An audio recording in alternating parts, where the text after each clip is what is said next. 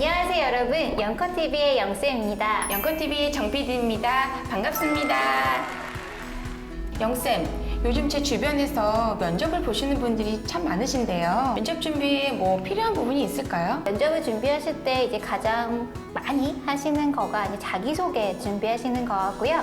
예상 질문을 만들어 보시고 답변을 만드는 건데요. 이거를 준비하실 때 이제 가장 중요한 포인트가 하나 있어요. 바로 면접관의 의도를 파악해서 면접관의 관점에서 자기소개서와 예상 문제의 답변을 준비하는 게 중요한 포인트인데요. 그래서 오늘 영상에서는요, 우리가 면접 장면을 보면서 면접위원이 왜 그런 질문을 했고 면접관의 질문의 의도를 어떤 식으로 파악해야 되는지 같이 알아보는 시간을 갖도록 하겠습니다. 네, 안녕하세요. 네, 안녕하세요. 네, 자기소개 부탁드리겠습니다. 네, 알겠습니다. 저는 프리랜서 디자이너로 활동하고 있습니다.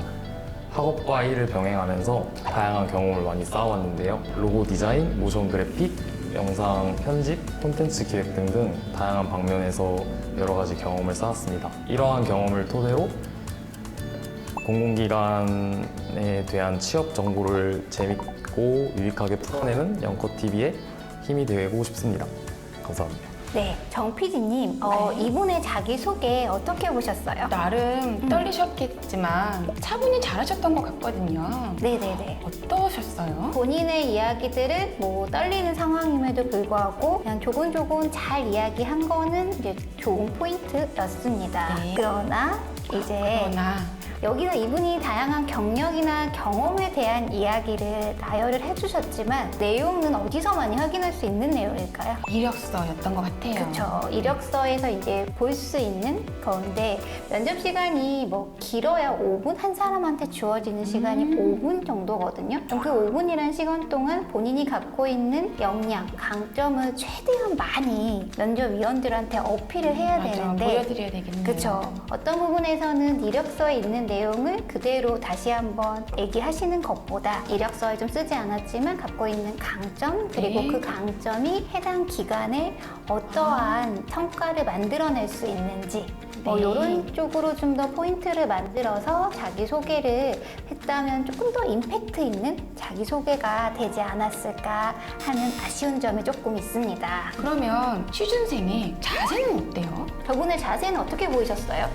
좀 약간 불안해 보이고 많은 떨림이 있어서 좀 안절부절한 느낌이 좀 들었습니다. 네, 안절부절하고 떨리는 부분들이 있고 무릎을 열심히 쓰다듬으시잖아요. 네, 맞아. 손을 어디에 들어야 될지 네. 모르는 부분. 실질적으로 면접을 진행하는 면접위원 입장에서는 무릎을 10번, 20번 쓰다듬든 별로 크게 영향을 주진 않아요.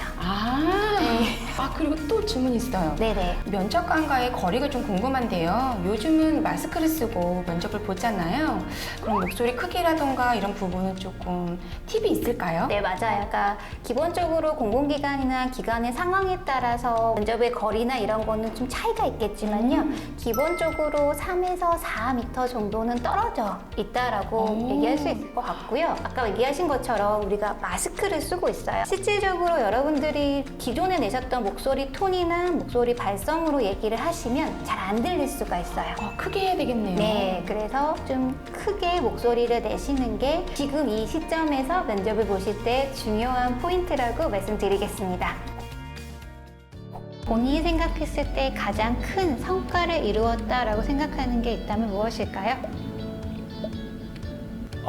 제가 잠깐 다른 회사에 있었을 때 그 평택에 있는 회사였는데 제가 쓴 기획안 같은 게 평택시 홍보를 해주는 약간 그런 마케팅 대표님이 좋게 봐주셔서 승인이 나서 홈페이지를 제작하는 단계까지 가는 그런 경험이 있었습니다. 정 PD님, 우리 지금 면접 보신 이 부분들을 어떻게 보셨어요? 답변을 바로바로 못하고 있잖아요. 네네네. 그런 부분은 또 어떻게 해야 될까요? 어쨌든 예상했던 질문이 안 나올 수도 있는 거고 그러니까요. 또 그런 경험이 없는데 또 이런 질문이 나오면 당황스러울 수 있어요. 이럴 때는 지금 이분이 하셨던 것처럼 좀 생각할 시간을 가지신 다음에 답변을 하시면 돼서 굉장히 잘하신 겁니다. 칭찬받는 하시는군요. 네. 그렇다고 생각을 굉장히 길게 하시면 안 되는 건 알고 계시겠죠? 네. 영쌤, 네. 그럼 두 번 질문을 받으면 마이너스가 되나요? 면접위원으로 가다 보면 질문의 의도를 좀 명확하게 파악하지 못하셔가지고 똑같은 말도 못 알아들을 수도 있거든요. 맞아요.